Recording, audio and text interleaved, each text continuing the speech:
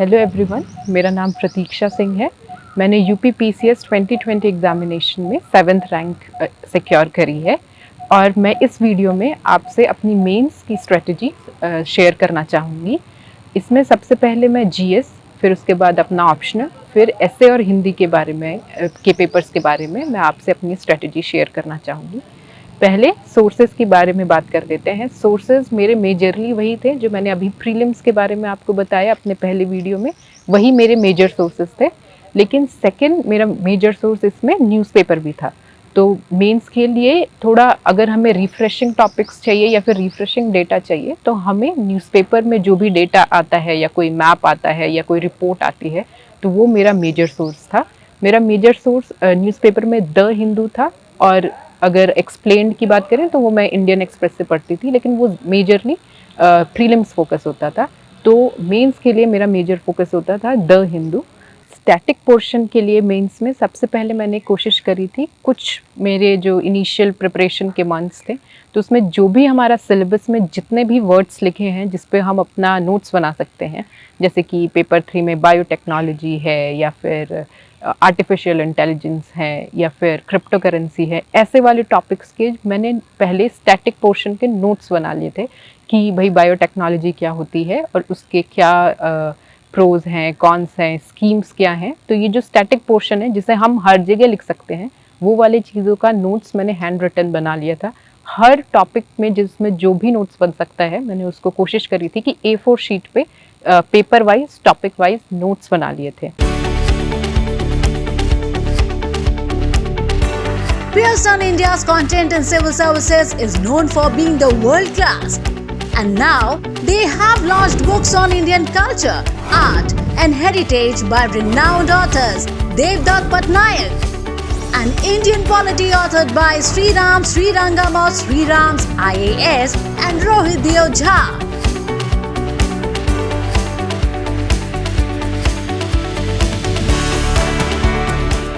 अब बात आती है कि उसमें हमें थोड़ा डायनामिक पोर्शन भी ऐड करना होता है, तो उसका मेजर सोर्स मेरे लिए न्यूज़पेपर था। तो न्यूज़पेपर में मैंने ये कोशिश करी थी कि उसका भी मैंने पेपर वाइज नोट्स बनाया था। जैसे मैं आपको एग्जांपल दे सकती हूँ, जैसे कि जो भी हमें न्यूज़पेपर में इंटरेस्टिंग चीज़ मिलती है या फिर कुछ इंटरेस्टिंग लाइन मिल सकती है उसको हम लिख सकते हैं। जैसे मैं एग्जांपल दे सकती हूँ, जैसे कि पिछले दिन अभी द हिंदू में ये एक न्यूज़ आया था कि हमारे honourable chief justice of India ने कहा था कि the time has come for women CJI in India. So I think वो हम कोट करके कहीं लिख सकते हैं, कहीं ऐसे में हम लिख सकते हैं या फिर अपना इंट्रोडक्शन में लिख सकते हैं। तो उसी कॉलम में एक और न्यूज़ उसमें दी थी कि सभी 25 हाई कोर्ट्स में सिर्फ एक ही हाई कोर्ट है, तेलंगाना हाई कोर्ट, जिसमें वुमेन चीफ जस्टिस हैं।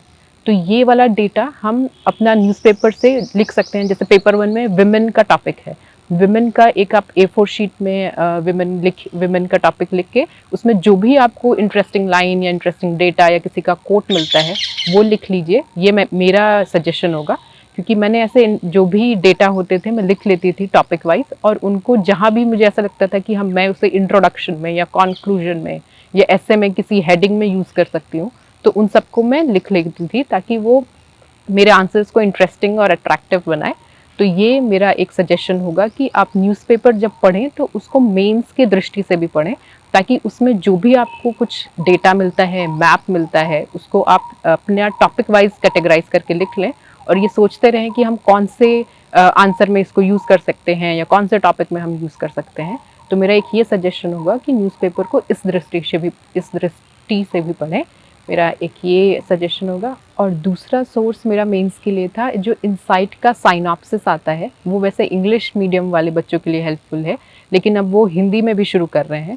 तो इंग्लिश मीडियम वाले बच्चे जो हैं उनको उसको फॉलो कर सकते हैं, क्योंकि जो साइनॉप्सिस आता है वो डिफरेंट न्यूज़पेपर में जो इम्पॉर्टेंट एडिटोरियल्स होते हैं उस पर क्वेश्चन बनाते हैं और उसका वो आंसर फॉर्मेट में देते हैं।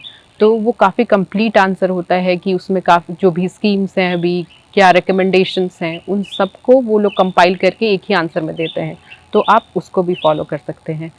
और इसके बाद मेरा सजेशन होगा कि मेंस में जो हम आंसर लिखते हैं उसमें ये कोशिश करें कि हम उसका आंसर राइटिंग प्रैक्टिस काफ़ी अच्छे से कर लें पहले, क्योंकि 3 घंटे में हमें 20 क्वेश्चन लिखने होते हैं। तो हमें ये कोशिश करना चाहिए कि हम सारे क्वेश्चन लिख पाएँ, कोई भी क्वेश्चन छूटे ना, हम अपना time management answer writing practice से सीख सकते हैं, उसको हम अच्छे से प्रैक्टिस कर सकते हैं।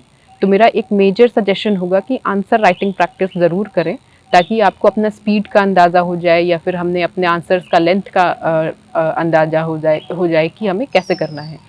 और दूसरा सजेशन ये होगा कि जब हम आंसर राइटिंग करें तो हम ये कोशिश करें, जैसे हम बैठे हैं उसमें एग्ज़ामिनेशन हॉल में, और हमें ये चेक करना बहुत ज़रूरी हो जाता है कि हमें कितने पेजेस दिए हैं पर क्वेश्चन में। तो जैसे यूपी पीसीएस में कभी कभी ये होता है कि कभी 2 पेजेस देते हैं 8 नंबर वाले क्वेश्चन में, और कभी 2.5 पेजेस दे देते हैं। तो कोशिश करें कि इस ट्रैप में ना फंसें कि उन्होंने एक्स्ट्रा आधा पेज दे दिया है तो हमें वो भी फिल करना है। आपका आंसर जितने में पूरा हो जाता है, कंप्लीट हो जाता है, एक इंट्रोडक्शन, एक मेन बॉडी और कंक्लूजन के बाद अपना आंसर वहीं ख़त्म करें और दूसरे क्वेश्चन पे जाएं। इस ट्रैप में बिल्कुल ना फंसे कि जितना भी हमें पेज दिया हमें सारे भरने हैं। तो मैं ये अपना एक्सपीरियंस शेयर करना चाहूँगी कि मैंने फर्स्ट अटेम्प्ट में ये गलती करी थी कि मैंने सारे पेजेस भरने की कोशिश करी थी, लेकिन 2020 वाले अटेम्प्ट में मैंने ये कोशिश किया कि जितना मुझे पता है अगर वो 2 पेज में ही ख़त्म हो जाता है मैं उतने में ही ख़त्म कर दूँगी, सारे पेजेस ना भरने की कोशिश करूँगी, क्योंकि वो हेल्प करता है कि हम सारे क्वेश्चन को अटेम्प्ट कर पाएँ। क्योंकि हो सकता है कि हम किसी क्वेश्चन में 2 पेज लिख रहे हैं, 3 पेज लिख रहे हैं, लेकिन जो 12 नंबर वाले क्वेश्चन हैं उनको हम पूरा ना कर पाएँ। तो एक ये सजेशन होगा कि हम अपना आंसर राइटिंग प्रैक्टिस के थ्रू एक स्ट्रेटजी बना लें कि हम कितना लिख सकते हैं। और मेरा तीसरा सजेशन ये भी होगा कि मैं कैसे अटेम्प्ट करती थी अपने आंसर्स को।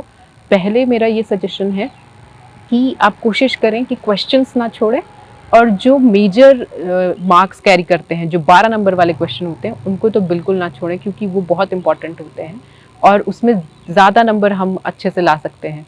तो मेरा एक ये स्ट्रैटेजी होता था कि मैं फर्स्ट 5 क्वेश्चन जो 8 नंबर वाले होते थे उनको मैं पहले करती थी, क्योंकि एग्जामिनर ऑब्वियसली पहले से चेक करेगा, शुरुआत से चेक करेगा।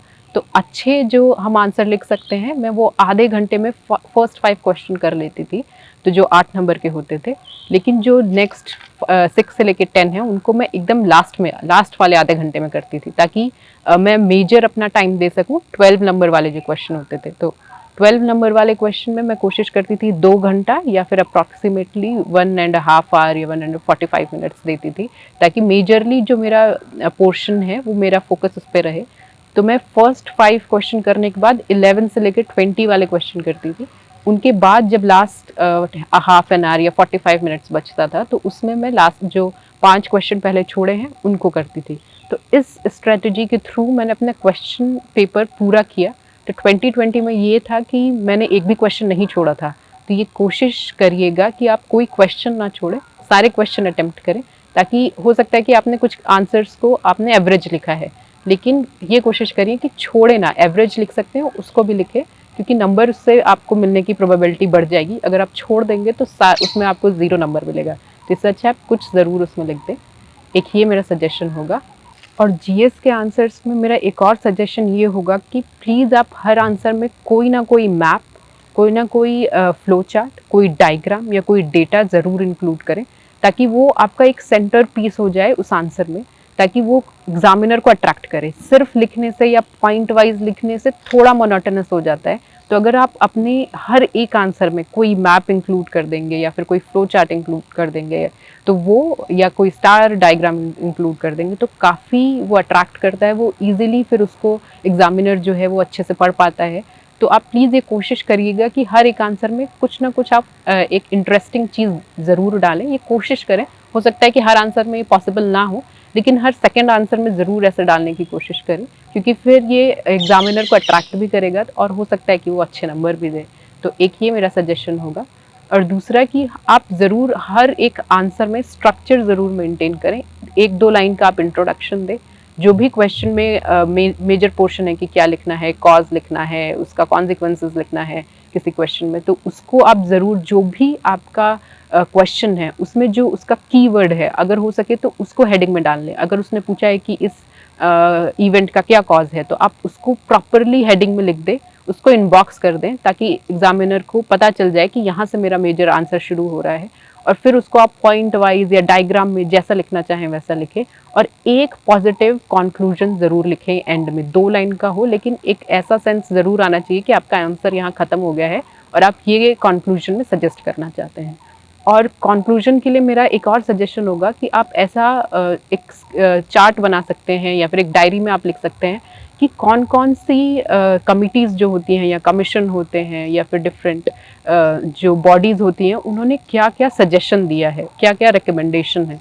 जैसे मैं एग्जांपल दे सकती हूँ, जैसे एक मालूमात कमेटी है, उसने अल्टरनेट डिस्प्यूट रेजोल्यूशन मैकेनिज्म के सपोर्ट में कहा है, उसने क्रिमिनल जस्टिस सिस्टम के बारे में कहा है। तो आप एक चार्ट बना सकते हैं कि इस कमेटी ने इस इशू के बारे में क्या रिकमेंड किया है, ताकि आपको तुरंत याद आ जाए कि कंक्लूजन में हम इस कमेटी का नाम लिख देंगे तो थोड़ा ऑथेंटिक हो जाएगा। तो आप ये वाला भी प्रैक्टिस कर सकते हैं कि डिफरेंट सोर्सेज से जहाँ भी आपको कमिटीज़ या कमीशंस के सजेशन मिले, रिकमेंडेशन मिले, उनको आप छोटा छोटा किसी डायरी में लिख लें, ताकि आप जब रिवाइज करें मेंस के लिए तो आपको कंक्लूजन रेडी रहे आपका, और उसके थ्रू आप अपना आंसर एंड कर सकें। जीएस में आप एक एक्स्ट्रा मेरे से ये सजेशन ले सकते हैं कि जो इकोनॉमिक सर्वे आता है या बजट आता है, उनका जो कंपाइलेशन या समरी देता है, वैसे विजन काफ़ी अच्छा देता है, उसको आप फॉलो कर सकते हैं। तो उसमें जो भी आपको ऐसा लगे कि ये हम अपने इंट्रोडक्शन में इकोनॉमिक सर्वे का ये वाला लाइन लिख सकते हैं, तो उसको ज़रूर आप नोट डाउन कर लें या अंडरलाइन करके रख लें अपने पीडीएफ में, या फिर आपने प्रिंट आउट लिया है तो उसका, ताकि वो थोड़ा ऑथेंटिक सोर्स हो जाता है। जब हम अपना इंट्रोडक्शन शुरू करते हैं कि according to economic survey of this year उसने ये सजेस्ट किया है या फिर ये लाइन बोली है, तो वो काफ़ी ऑथेंटिक हो जाता है। तो मैं सजेस्ट करूँगी आप ऐसी लाइन्स, ऐसे रिपोर्ट्स या फिर ऐसे कुछ डेटा के बारे में ज़रूर मतलब सर्च करते रहें जो ऑथेंटिक सोर्स के थ्रू हो, और आप उसे इंट्रोडक्शन या कंक्लूजन में लिख सकें। तो अपने आंसर को थोड़ा ऑथेंटिक बनाने की कोशिश करें इन सभी सोर्सेज के माध्यम से। मेरा ऑप्शनल ज्योग्राफी था, तो मैं ज्योग्राफी के सोर्सेज आपको बता देती हूँ क्या क्या थे। एक तो मेजर सोर्स मेरा सविंद्र सिंह का फिजिकल ज्योग्राफी का जो बुक होता है, वो हिंदी इंग्लिश दोनों में अवेलेबल है, वो आप यूज़ कर सकते हैं। और दूसरा मेरा एक एनसीईआरटी का 11th की जो बुक आती है, दोनों फर्स्ट और सेकंड जो दो बुक होती है वो भी काफ़ी इंपॉर्टेंट होती है, तो वो भी एक मेरा मेजर सोर्स था ज्योग्राफी के ऑप्शनल के लिए।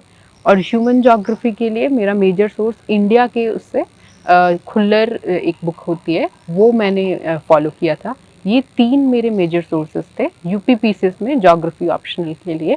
और आप अब इसमें एक होता है कि ह्यूमन पर्सपेक्टिव वाला भी एक क्वेश्चन आते हैं एक सेक्शन में, तो उसके लिए जो आर.डी. दीक्षित की एक बुक होती है, आई थिंक ज्योग्राफिकल थॉट नाम है उसका, वो भी फॉलो कर सकते हैं, और वो इंग्लिश और हिंदी दोनों में अवेलेबल होती हैं। तो ये 4 चीज़ें मेरी मेजर सोर्सेज थी।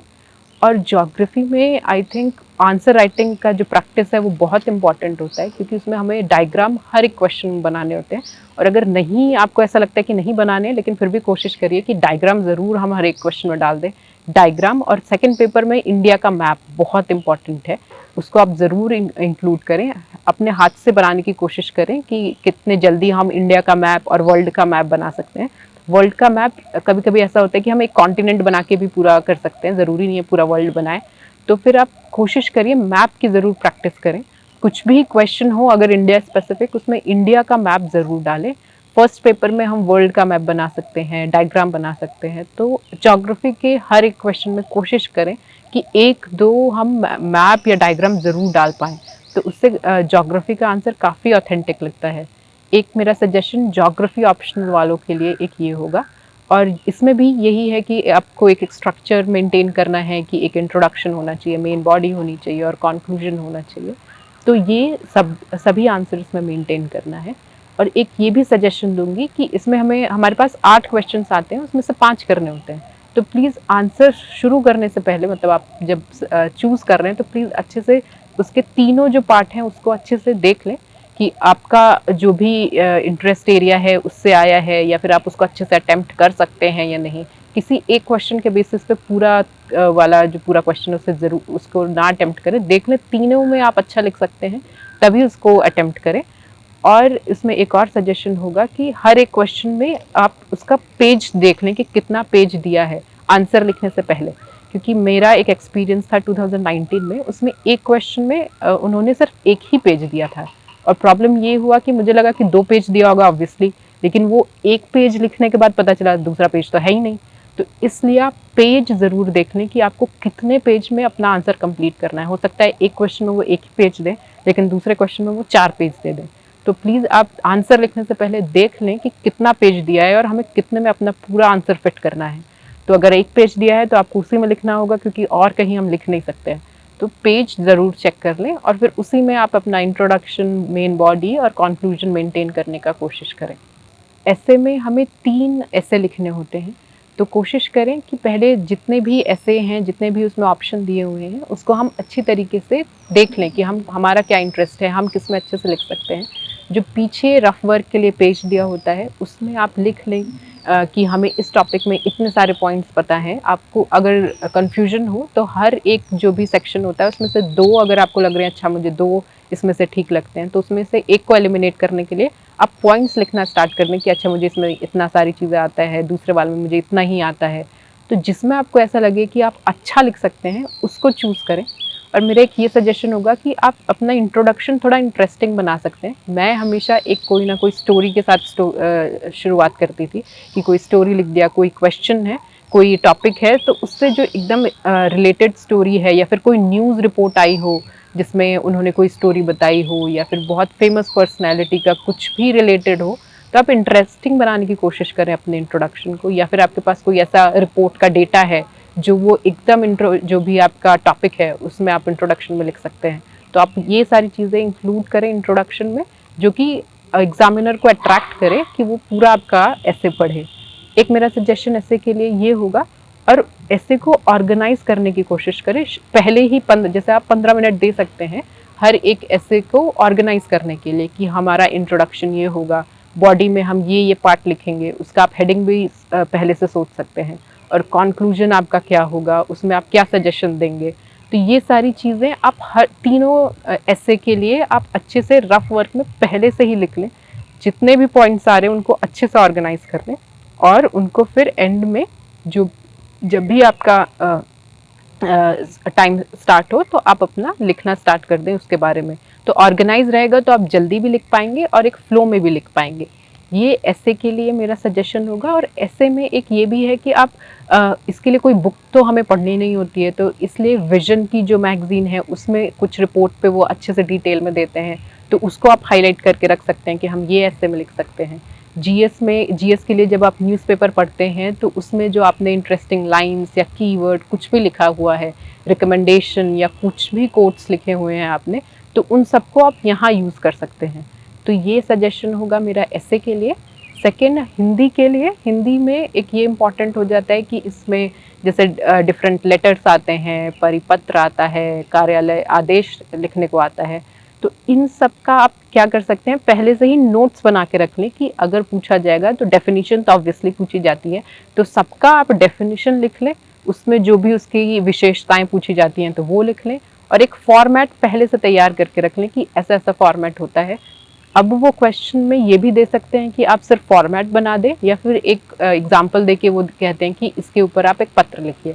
तो आप इन सभी तरीकों के क्वेश्चन के लिए पहले से ही रेडी रहें, क्योंकि हमें पता है कि ये पूछेंगे ही कि परिपत्र क्या होता है, या फिर कार्यालय आदेश क्या होता है, सरकारी जो हमारा लेटर है वो क्या होता है। तो इन सब के लिए आप पहले से ही नोट्स बना लें, उनकी विशेषताएं लिख लें और उनको अच्छे से याद कर लें कि क्वेश्चन जब आए तो आप वो सब अच्छे से लिख सकते हैं, और ये काफ़ी स्कोरिंग होता है, तो इस पर आप ध्यान दे सकते हैं। और दूसरा, आप विलोम और जो पूछा जाता है कि एक शब्द वाला, तो उसके लिए आप भी कोई भी जो व्याकरण अवेलेबल होती है मार्केट में, उसको आप ले सकते हैं, और उसमें से आप डेली प्रैक्टिस कर सकते हैं अपने मेन से पहले, ताकि आपको आइडिया हो जाए कि अच्छा इसका ये विलोम होता है, या फिर इसका ये पर्यायवाची होते हैं, और ये इसको एक शब्द में ये कहा जाता है। तो आप इन सब की पहले से प्रैक्टिस कर सकते हैं।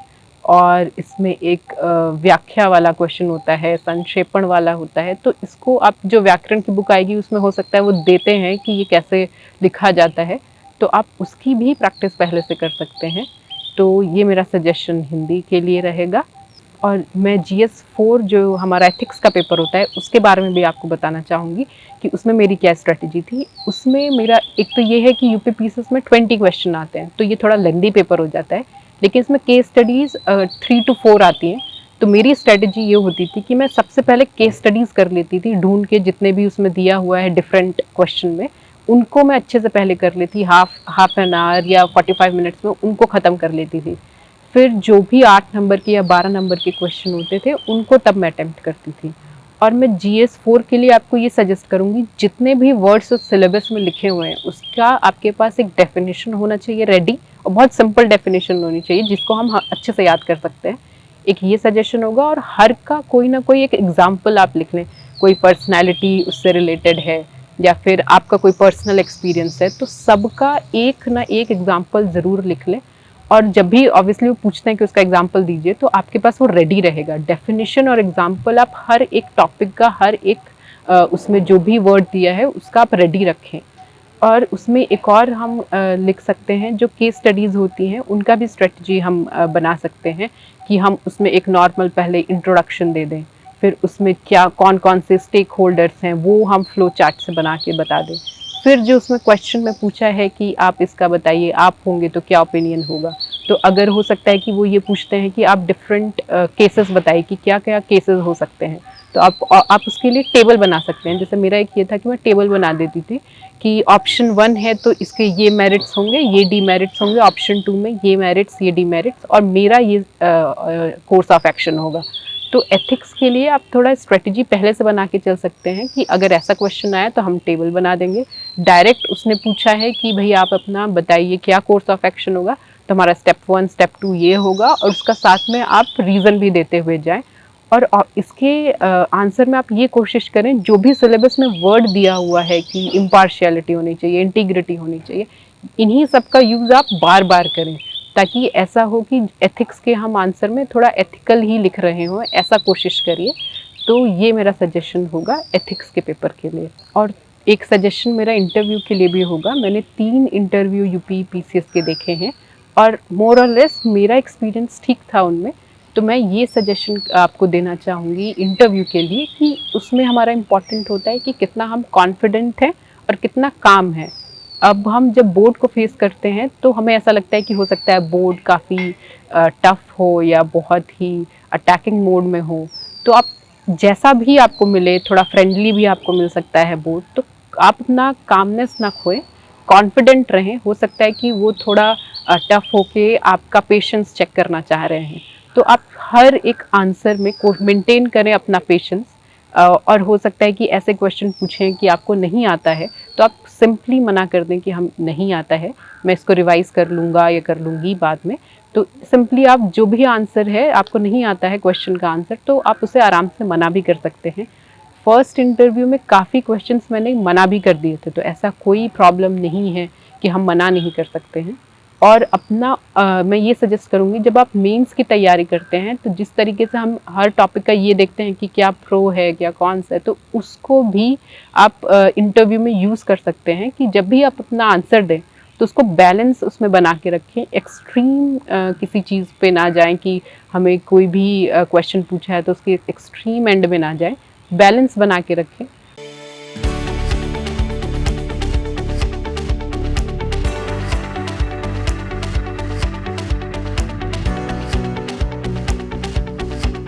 Millions of aspirants across the country prepare for civil services every year.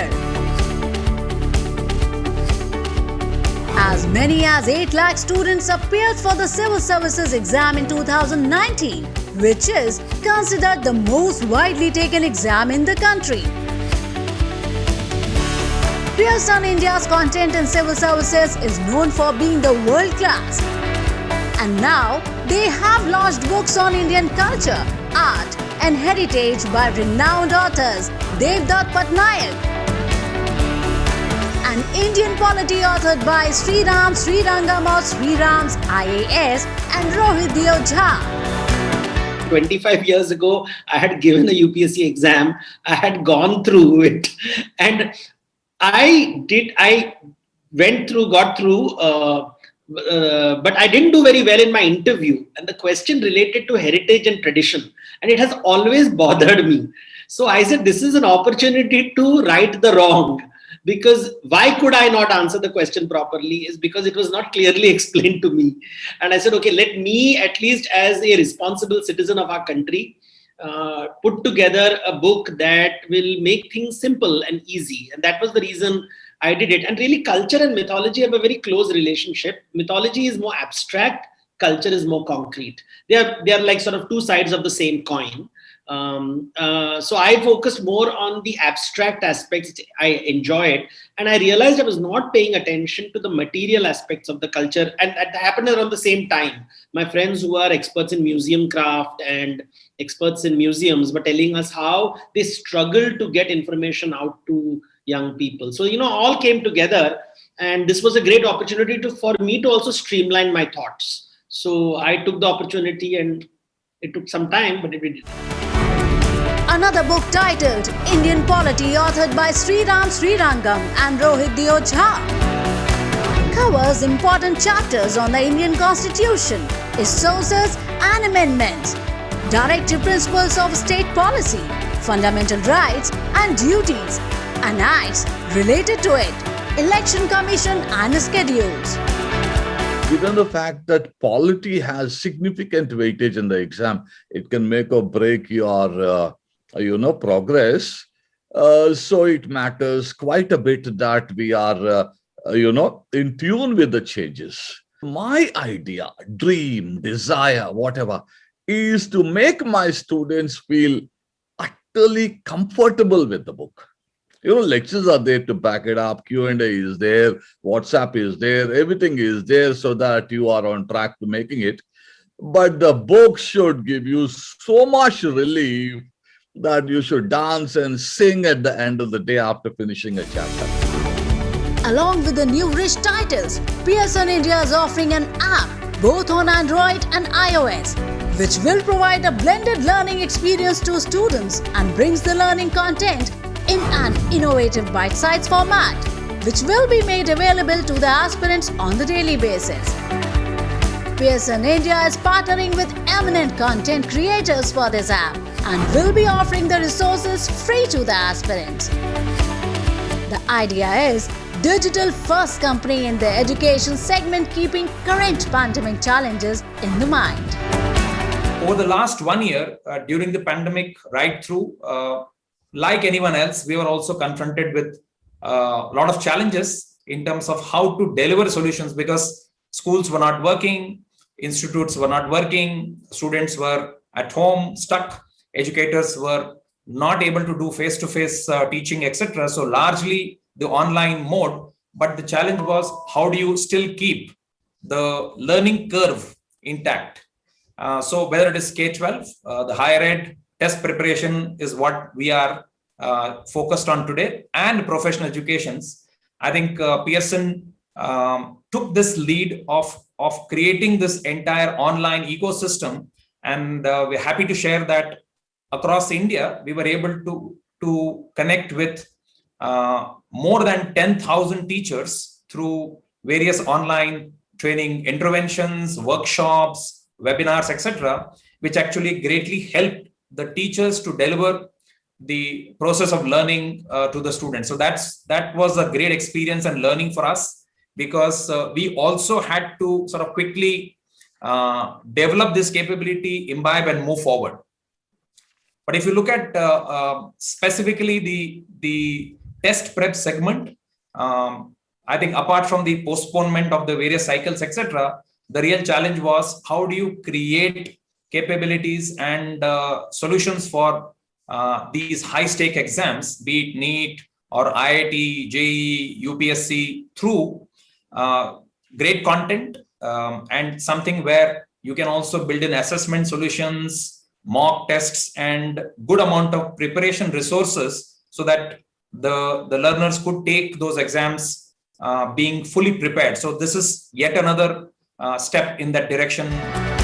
Very soon, both the books will be available for purchase on Amazon India.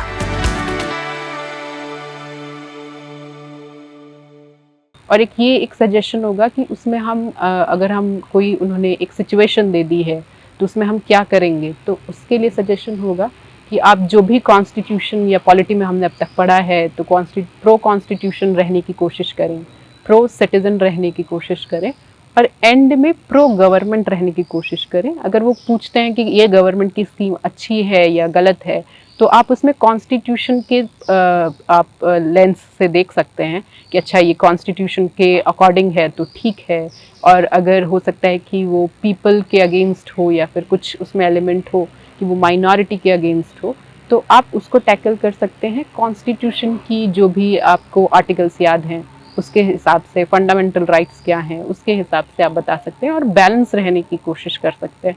और हम थोड़ा क्रिटिसाइज कर सकते हैं गवर्नमेंट का कोई भी स्टेप हो, लेकिन एकदम अगेंस्ट जाने से बचें और बैलेंस करने की कोशिश करें। तो ये मेरा सजेशन होगा इंटरव्यू के लिए। और उसमें सबसे मेन इम्पॉर्टेंट चीज़ है कि आप कॉन्फिडेंट रहें, जो भी आप बोल रहे हैं उसमें आप अपना कॉन्फिडेंस एकदम बना के रखें, पेशेंस बना के रखें। Pearson India's content in civil services is known for being the world class. And now they have launched books on Indian culture, art and heritage by renowned authors Devdutt Patnaik, and Indian polity authored by Sriram Srirangam of Sriram's IAS and Rohit Deo Jha.